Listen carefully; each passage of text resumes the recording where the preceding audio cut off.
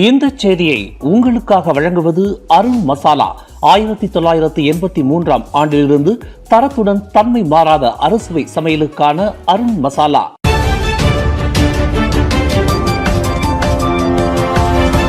வணக்கம். திசைகளின் ஒரு மணி செய்திகள். மாரா கல்லூரிகளில் உளவியல் ரீதியிலான பகடிவதைக்கு எதிராக அதிரடி நடவடிக்கை. யூ டச் யூ கோ என்ற புதிய நடவடிக்கை அறிமுகம். மாரா இளையோர் அறிவியல் கல்லூரிகளான MRSMகளில் நடக்கும் உளவியல் ரீதியிலான பகடிவதை சம்பவங்கள் தற்போது முக்கிய கவனமாக மாறியுள்ளதாக அதன் தலைவர் டாக்டர் அஷ்ரஃப் வஷ்டி டுசுகி தெரிவித்துள்ளார். MRSM வளாகங்களில் பகடிவதை சம்பவங்களை முற்றிலுமாக ஒழிக்கும் ஜீரோ பூலியிங் இலக்கை நோக்கி பல்வேறு நடவடிக்கைகள் மேற்கொள்ளப்பட்டுள்ளதாகவும் அவர் குறிப்பிட்டுள்ளார். இதன் ஒரு பகுதியாக முன்னாள் ராணுவ வீரர்கள் MRSM விடுதிகளில் முழு நேர வார்டன்களாக நியமிக்கப்பட்டுள்ளதையும் அவர் சுட்டிக்காட்டியுள்ளார். மேலும் உளவியல் ரீதியிலான பகடிவதைகளை கண்டறிந்து தடுப்பதற்கான சிறப்பு அணுகுமுறையை உருவாக்குவதற்காக யூனிவர்சிட்டி புத்ரா மலேசியா ஆய்வாளர்களுடன் இணைந்து செயல்பட்டு வருவதாகவும் அஷ்ரஃப் வஷ்டி தெரிவித்துள்ளார். உளவியல் ரீதியிலான பகடிவதைகளை சமாளிப்பதற்கான ஒரு பயனுள்ள வழிமுறையை உருவாக்கும் பணியில் தாங்கள் ஈடுபட்டுள்ளதாக இன்று செவ்வாய்க்கிழமை தனது முகநூல் பதிவில் அஷ்ரஃப் வஷ்டி குறிப்பிட்டுள்ளார். அந்த வகையில் MRSM கல்வி நிறுவனங்களில் தற்போது அமுல்படுத்தப்பட்டுள்ள யூ டச் யூ கோ கொள்கையானது பகடிவதை சம்பவங்களில் எந்தவித சமரசத்திற்கும் இடமளிக்காத கடுமையான அணுகுமுறையை பிரதிபலிப்பதாகவும் அவர் தெரிவித்துள்ளார். பெர்சத்து கட்சியுடனான அரசியல் கூட்டணியை முறித்துக் கொள்வதாக பாஸ் கட்சி அறிவித்துள்ளது. அக்கட்சியானது இரு தரப்பினருக்கும் இடையிலான உறவை பாதித்ததாக குற்றஞ்சாட்டிய பாஸ் தலைவர் அப்துல் ஹடி அவாங் சுமார் 3 வாரங்களுக்கு பிறகு இந்த முடிவு எடுக்கப்பட்டுள்ளதாக குறிப்பிட்டுள்ளார். நேற்று இரவு கோலாலம்பூரில் உள்ள பாஸ் தலைமையகத்தில் நடைபெற்ற மத்திய செயற்குழு கூட்டத்தில் பெர்சத்து உடனான உறவு குறித்து விரிவாக ஆலோசிக்கப்பட்டு இந்த தீர்மானம் எடுக்கப்பட்டதாகவும் ஹடி அவாங் தெரிவித்துள்ளார். இந்நிலையில் பெர்சத்துவுக்கு பதிலாக மாநில தேர்தல்கள் மற்றும் 16வது பொது தேர்தலை எதிர்கொள்ள புதிய அரசியல் கூட்டணியை அமைப்பதற்கான முயற்சிகளை பாஸ் மேற்கொள்ளும் என்றும் அதன் நோக்கம் உம்மாவை ஒன்றிணைப்பது என்றும் அவர் குறிப்பிட்டுள்ளார். மேலும் கல்வியாளர்கள், தொழில்முறை நிபுணர்கள், அரசியல் தலைவர்கள் மற்றும் சமூக ஆர்வலர்கள் பாஸ் கட்சியில் இணைவதை கட்சி வரவேற்கிறது என்றும் ஹடி அவாங் வலியுறுத்தியுள்ளார். கடந்த மே 22ஆம் தேதி பெர்சத்து உடனான உறவை பாஸ் மறுபரிசீலனை செய்து வருவதாகவும் தேவையெனில் முஹிடின் யாசின் தலைமையிலான அந்த கட்சியின்றி 16வது பொது தேர்தலை பாஸ் எதிர்கொள்ளும் என்றும் தெரிவித்திருந்தார் என்பது குறிப்பிடத்தக்கது.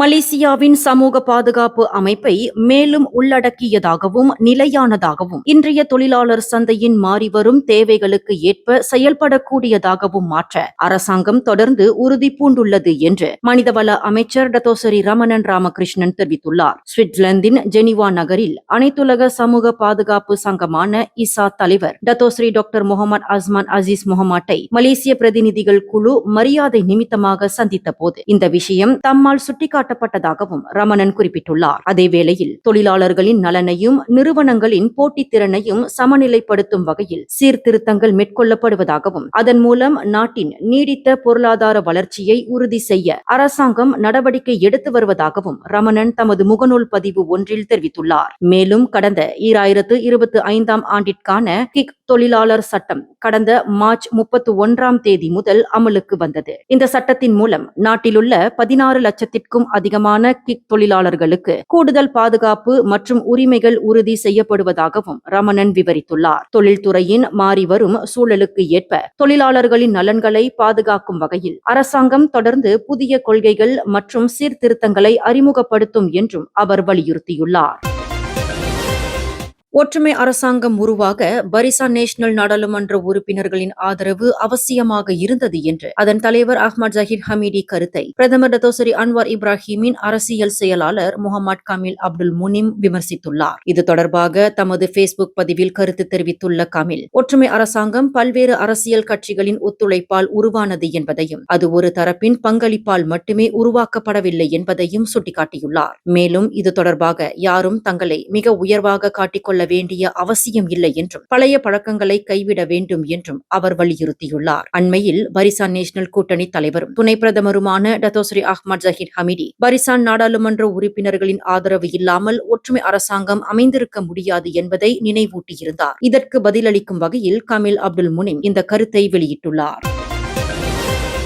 பர்சத்துவுடனான அரசியல் உறவை பாஸ் முறித்துக் கொண்டதை அடுத்து பரிகத்தா நேஷனல் கூட்டணியின் தலைவராக தான் ஸ்ரீ முஹிடின் யாசின் மீண்டும் நியமிக்கப்பட வேண்டும் என்று அக்கட்சிக்குள் கோரிக்கைகள் எழுந்துள்ளன. இதுகுறித்து பர்சத்து உச்சமன்ற உறுப்பினரான டாக்டர் ஆஃபிப் பஹர்டின் இந்த முன்னேற்றத்தை பரிகத்தா நேஷனல் கூட்டணியின் பயணத்தில் ஒரு புதிய அத்தியாயம் என்று வர்ணித்துள்ளார். மேலும் மலாய் மக்களின் ஒற்றுமையை வலுப்படுத்தும் வகையில் அதனை முன்னெடுத்து செல்லும் நம்பகத்தன்மையும் அனுபவமும் முஹிடின் யாசினுக்கு இருப்பதாக அவர் குறிப்பிட்டுள்ளார். அதேவேளையில் பரிகத்தா நேஷனலின் கூட்டணி கட்சிகளை ஒன்றிணைக்கவும் அதிகார போட்டி மற்றும் சுயநலன் சார்ந்த மோதல்கள் நிறைந்த அரசியல் சூழலிலும் அதனை திறம்பட வழிநடத்தி செல்லவும் முஹிடின் யாசின் மிகவும் பொருத்தமான தலைவர் என்றும் டாக்டர் ஆஃபிப் பஹர்டின் தமது முகநூல் பக்கத்தில் பதிவிட்டுள்ளார். கோலாலம்பூர் தமான்துன் டாக்டர் இஸ்மாயில் பகுதியில் நேற்று அதிகாலை டெலிகாம் மலேசியா பெர்ஹாட் நிறுவனத்தின் கேபிள்களை திருடியதாக சந்தேகிக்கப்படும் 5 பேரை போலீசார் தேடி வருகின்றனர். சுலைமான் பகுதியில் நேற்று அதிகாலை சுமார் 4:30 மணியளவில் இந்த சம்பவம் நடந்ததாகவும் சம்பவத்தின் காணொலி சமூக ஊடகங்களில் வைரலானதை தொடர்ந்து இது வெளிச்சத்துக்கு வந்ததாகவும் பிரிக்ஃபீல்ட்ஸ் மாவட்ட போலீஸ் தலைவர் ஹூ சாங் ஹூக் தெரிவித்துள்ளார். மேலும் சம்பவத்தின் போது 3 BMW கார்களில் வந்த 5 ஆடவர்கள் இச்செயலை புரிந்தது உறுதி செய்யப்பட்டுள்ளதாகவும் அவர் குறிப்பிட்டுள்ளார். இந்நிலையில் அவர்களை அடையாளம் கண்டு கைது செய்யும் நடவடிக்கைகள் தொடர்ந்து மேற்கொள்ளப்பட்டு வருகின்றன. இச்சம்பவம் தொடர்பாக TM நிறுவனம் விசாரணைக்கு ஒத்துழைப்பு வழங்கியுள்ளதுடன் இந்த திருட்டால் சுமார் 20,000 ரிங்கிட் இழப்பு ஏற்பட்டுள்ளதாக மதிப்பிடப்பட்டுள்ளது.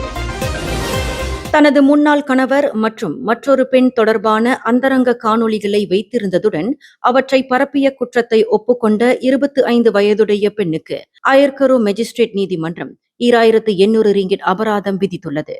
தமக்கு எதிரான குற்றச்சாட்டை அப்பெண் ஒப்புக்கொண்டதை தொடர்ந்து நீதிபதி நூர் ஆஃபிகா ராடியா ஜைனுரின் இந்த தீர்ப்பை வழங்கியுள்ளார். குற்றப்பத்திரிகையின்படி அப்பெண் ஆபாசமான காணொளிகள் மற்றும் புகைப்படங்களை தமது கைபேசியில் சேமித்து வைத்திருந்தது கண்டறியப்பட்டது. இந்த குற்றம் கடந்த ஜனவரி மாதம் 11ஆம் தேதி மலாக்காத்துங்கா மாவட்டத்தின் ஜாலான் அயர்கரோ லாமா பகுதியில் நடந்ததாக தெரிவிக்கப்பட்டுள்ளது.